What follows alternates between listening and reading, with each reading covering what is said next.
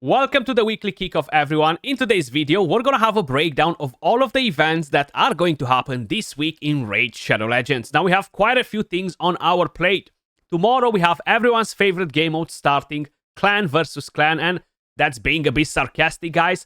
This time around, we have personal rewards. Now, we did not have personal rewards for the last two CVCs, so I was kind of like expecting to see some juicier rewards maybe, but by the looks of it, for the PR, the rewards are as usual, nothing changed. For the clan milestones, the rewards again are the same, nothing really changed in here. And we are getting reflex and retaliation gear, of course, each tier with his own rewards. I do want to give you guys a heads up, the fusion is coming to an end. Vault Keeper Weekswell, 4 days and 10 hours left. I would strongly suggest you don't summon him today. Wait for the CVC.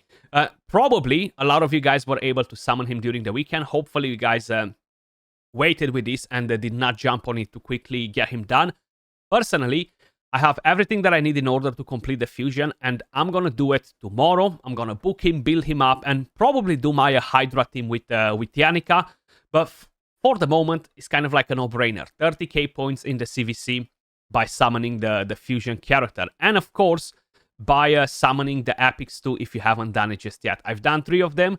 One of it came from the Summon Rush, and I'm gonna do 2 more. I'm gonna keep a copy because it seems to be a pretty awesome champion. Another thing that I do want to mention, we have the Nyrezen Soul Summon Pool. This event came in as a surprise. Now, I've noticed yesterday on the Plarium Play calendar that we will have a Sand Devil turn attack. This gives you 60 fragments, crystals for the event. This is basically the equivalent of 1 summon. Now, for once in my life, with these things, I got lucky, guys, okay? I'm going to show you in a second what I summoned. If you are able to do stage 25, this took me like 1.4k energy to complete and get everything. And how you may see, I actually have 4,500 points, more than you need to complete the event. And usually it gives you pretty good rewards if you are able to tackle that. Now, what souls we have in here, guys? We have quite a few amazing champions. Of course, the most OP are missing from each one of the faction. You have no Tranda in here from the dwarves. I think that would make them too much money. You have no Yumeko from the Shadow King. You don't really have any of the more OP characters from the Sylvan Watchers either. Yes, you have Padrake. They offer the 5-star soul for him in a Deck of Fate or Titan event, if I'm not mistaken. Elva Outborn, we have Eostrid, which again, they offered us a 5-star soul for her. And Amic Trunkheart, I think they offered the 4-star soul for him, if I'm not mistaken, in the past, or maybe a 3-star soul. We do have some amazing epics, though. We have Geomancer, we have White Dryad Nia, we have Gala Longbraids, we have Gembo, we have Demita. All of these characters will help you a bit more in faction wars, clan boss, dungeons, wherever you guys are using them if you have a blessing. But honestly, it's not a mandatory thing, since most of the blessings are required mainly for the OP characters if you're trying to do like insane results in clan boss, in PvP or stuff like that. But either way, it's more than helpful to get one. Now, I already did my free summon, guys, because you know what? I was not expecting to get lucky. I never do. But I got lucky and I pulled the 6-star Brogni out of it. I cannot believe it, actually. So now my Brogni is 6-star. Most probably I'm going to give him a Crushing Rend. Yeah, I'll take that for a free summon, you know. I mean, free. It's not necessarily free because you need to complete the as the event. But either way, it's a fairly accessible summon without actually spending money to purchase. Then I think maybe towards the end of the week, they might make a 2x on Soul Stones. If no, most probably it's going to happen next week, Monday, Tuesday, Wednesday. I was kind of like expecting some news yesterday, but it seemed like nothing dropped. Now we do have summoning events, other things happening tomorrow with the CVC. We're going to get to that in just a second. I'm not sure when they're going to do the next 2x on Primal Shards, but I'm definitely looking forward. And by the way, just to give you guys a quick update, I summoned the worst mythical champion in the game just by YOLOing 1 Primal Shard that I got from the Dungeon Divers event, and that was Gallius. Like, honestly, I'm gonna make a video on this character, but he really sucks. I'm definitely not a big fan of this mythical. It's probably one of the worst mythicals in the game. The multipliers are pretty weak, you know, but leaving that on the side.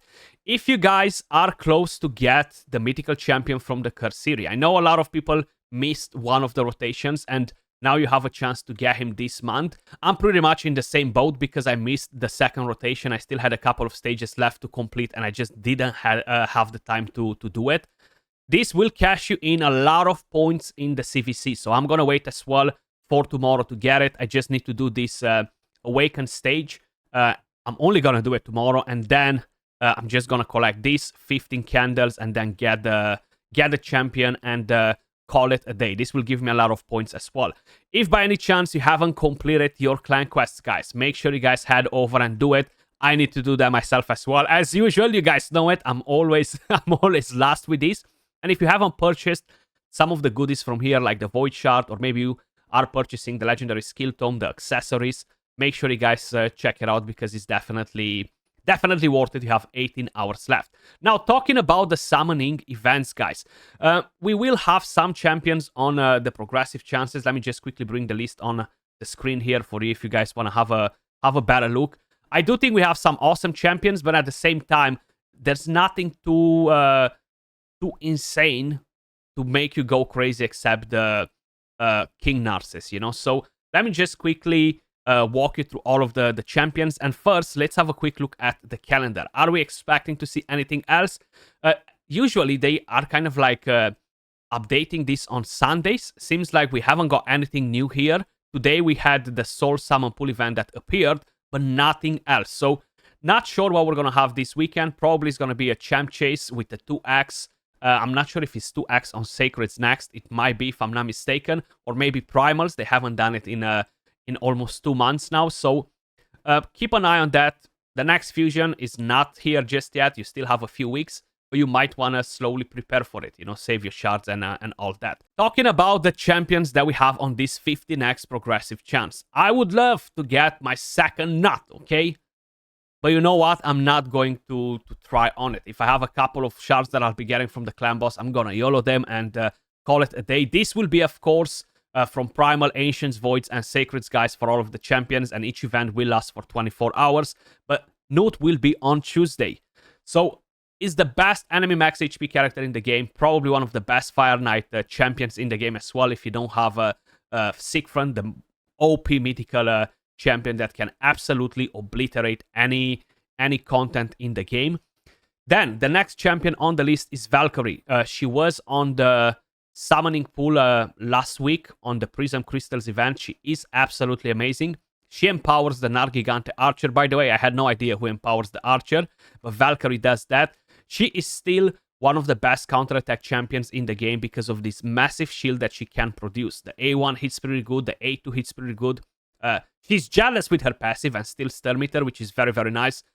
Overall, she's a dope character, still super solid in 2024. I feel like a lot of them lost a lot of value out of the vanilla champions, but Valkyrie is definitely not one of them. Staltus Dragonbane, the best character for the dungeon, for the Dragon Dungeon on hard mode, guys. This passive is absolutely amazing.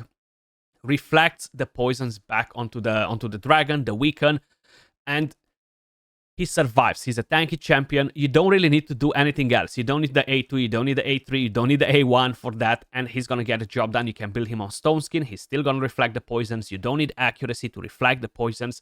Now, leaving all that on the side, he's an amazing nuker for PvP as well, and for PvE. You have 2 AoE attacks you can stun, you buff with increased defense, and you put debuffs on the enemies.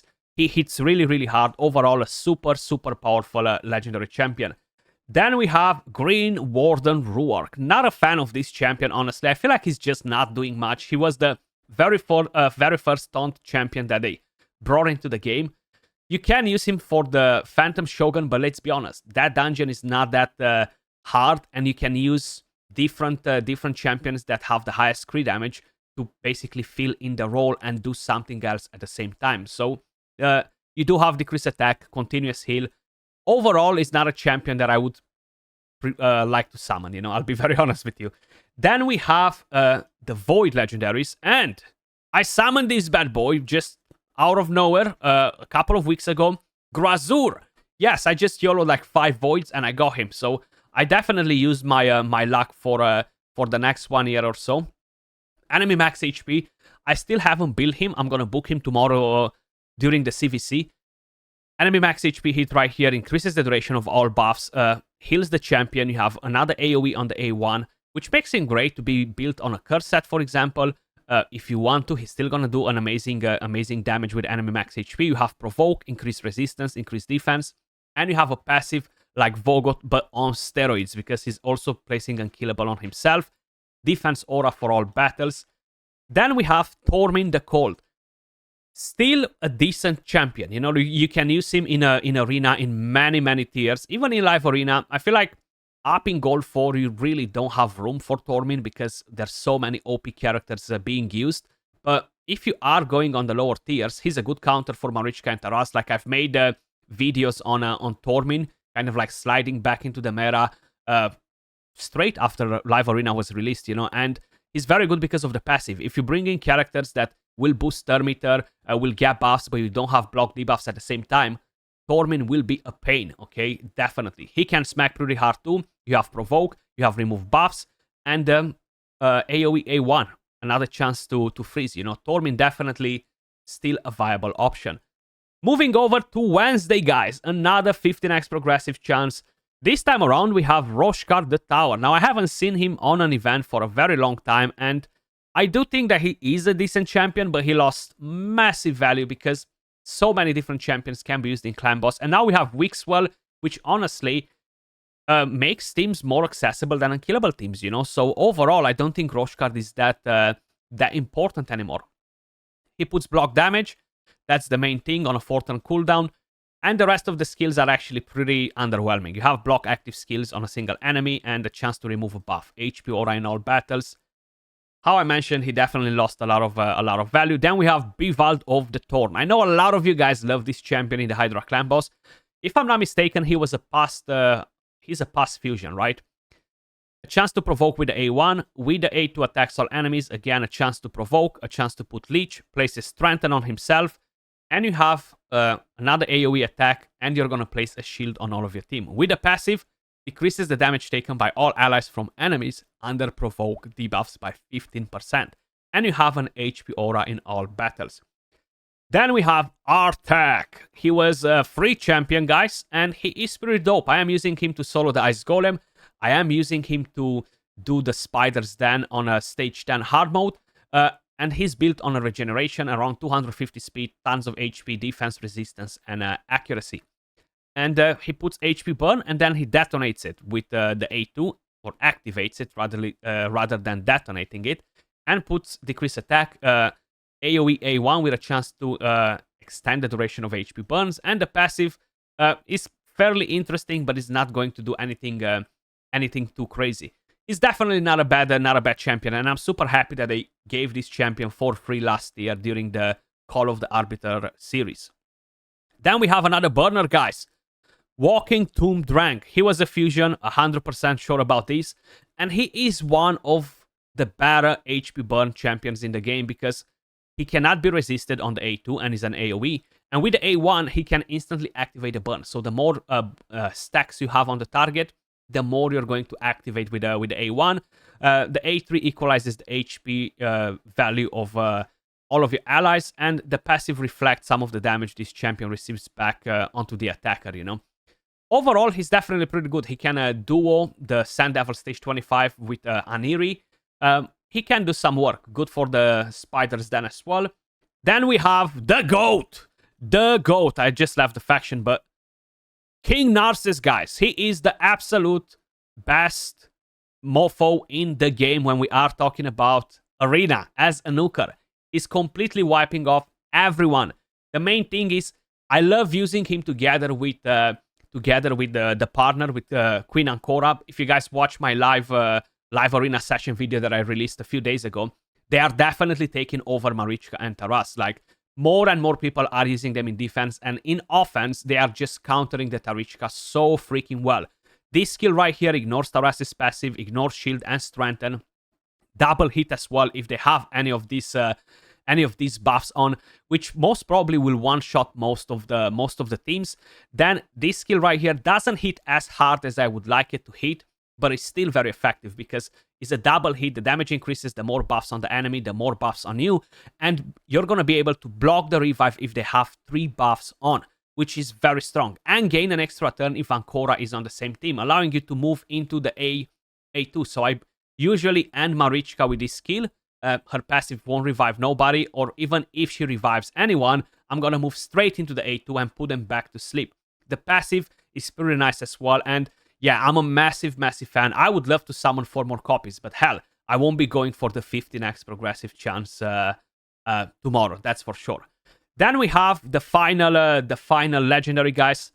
Amic Trunkheart. He was a fusion as well. He's an absolute goat. I'm running him in the Shogun. I'm running him in the Iron Twins Fortress. He's amazing for Arena. He's amazing for so many different areas. He can decrease the cooldown of the skills. He can play shield. He can put taunt. He can put unkillable. He can increase the value of the shield. And he can increase the duration of cooldowns on the enemies when he is getting attacked. And he has an HP aura for all battles. Now, there are no epics on these 15x progressive chances, guys. I would have expected to see some epics, considering that the epic empowerment is here, right? So people would like to summon some particular epics maybe, but seems like we don't have any of that. That was all for the video. Let me know your thoughts in the comments down below if you are tempted to summon for any of these champions. And keep in mind, probably we are 2-3 weeks away from the next fusion. I would say 2 weeks. You might want to save your shards, start preparing for that. Who knows? Maybe we're going to have an amazing one, maybe we're not. But either way, in the meantime, you can just farm some goblin, save your shards, 2x events, and 15x progressive chances are happening all the time. Much love, and I'll catch you all in the next video. Peace.